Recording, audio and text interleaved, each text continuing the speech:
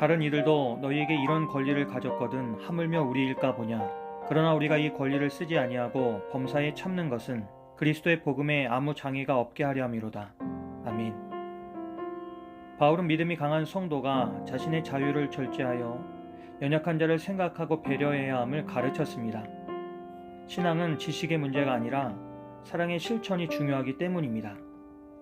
그리고 오늘 본문에서는 그 원리를 바울 자신이 어떻게 삶 속에서 구체적으로 실천했는지를 보여줍니다. 이때 바울은 교리나 이론으로 설명하지 않고 자신의 삶으로 증명합니다.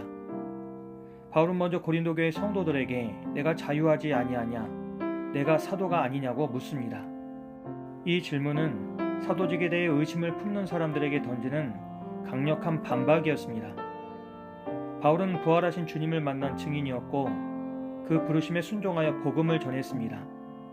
그리고 고린도 교회 자체가 바로 그의 사역의 열매였습니다. 그러므로 그들의 존재 자체가 바울의 사도권을 입증하는 살아있는 증거였습니다. 그런데 사도로서 바울에게는 분명히 누릴 수 있는 권리들이 있었습니다.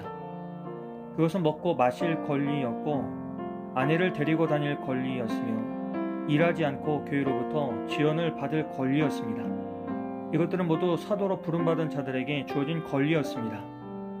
실제로 다른 사도들과 주의 형제들 그리고 베드로도 이런 권리를 누렸는데 바울과 바나바만 예외일 필요는 없었습니다. 게다가 세상의 일반적인 이치로도 이것은 당연한 것이었습니다. 군인이 자기 비용으로 복무하는 경우가 있습니까?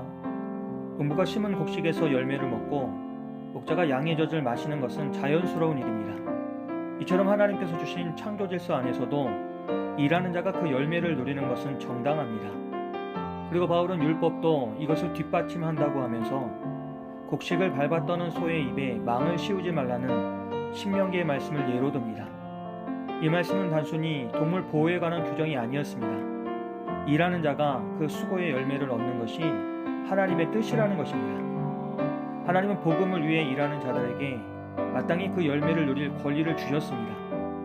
그러므로 복음을 전하는 자가 교회의 물질적인 지원을 받는 것은 잘못이 아닙니다. 그럼에도 불구하고 바울은 이러한 권리를 실제로는 사용하지 않았습니다. 이유는 분명했습니다. 고린도 교회 성도들 가운데에 바울이 재정적인 이익을 위해 복음을 전한다고 오해하거나 바울이 당시 헬라 세계의 떠돌이 철학자들처럼 후원으로 명예와 이익을 추구한다고 비칠 가능성이 있었기 때문입니다. 당시 철학자들이나 웅병가들은 종종 후원자들을 얻어 명예를 높이고 생활을 보장받았습니다. 그러나 바울은 복음이 그런 세속적인 것들과 동일시되는 것을 단호히 거부했습니다. 그래서 바울은 복음을 값없이 전하고 조금도 방해가 되지 않도록 하기 위해 자신의 권리를 스스로 내려놓았습니다. 오늘 말씀을 통해 우리는 몇 가지를 생각하게 됩니다. 먼저 우리는 우리에게 주어진 자유와 권리를 어떻게 사용하고 있습니까? 자유와 권리는 하나님께서 우리에게 주신 선물입니다. 그러나 그것이 다른 이의 믿음을 무너뜨리거나 복음의 길을 막는 걸림돌이 된다면 그 순간 내려놓을 줄 아는 지혜와 용기가 필요합니다. 예수님은 본래 하늘의 영광을 지니셨지만 우리를 위해 그 권리를 버리시고 십자가의 길을 걸으셨습니다. 그러므로 우리가 권리를 내려놓는 삶을 사는 것은 곧 그리스도를 따르는 삶의 가장 분명한 모습입니다. 그리고 이러한 삶의 모습은 개인의 신앙생활에만 적용되는 것이 아니라 교회에도 동일하게 적용되어야 합니다. 교회가 세상 속에서 먼저 손해를 감수하고 불편을 기꺼이 짊어지며 사회적인 약자를 품어낼 때 세상이 교회를 바라보는 눈이 달라질 것입니다. 교회가 세상과의 관계 속에서 오직 자신들의 권익만을 앞세운다면 세상은 교회를 또 하나의 이익단체로 볼 것입니다. 그러나 교회가 복음의 진리를 위해 권리를 내려놓고 사랑을 실천할 때 세상은 그 속에서 하나님의 마음을 보게 될 것입니다. 결국 교회의 사명은 단순히 예배당 안에서 모여 예배드리는 것만이 아닙니다. 교회가 권리를 내려놓음으로써 복음을 증거하고 자유보다 사랑을 앞세우는 공동체로 드러날 때에 세상은 비로소 교회를 통해 그리스도의 빛을 볼 수 있습니다.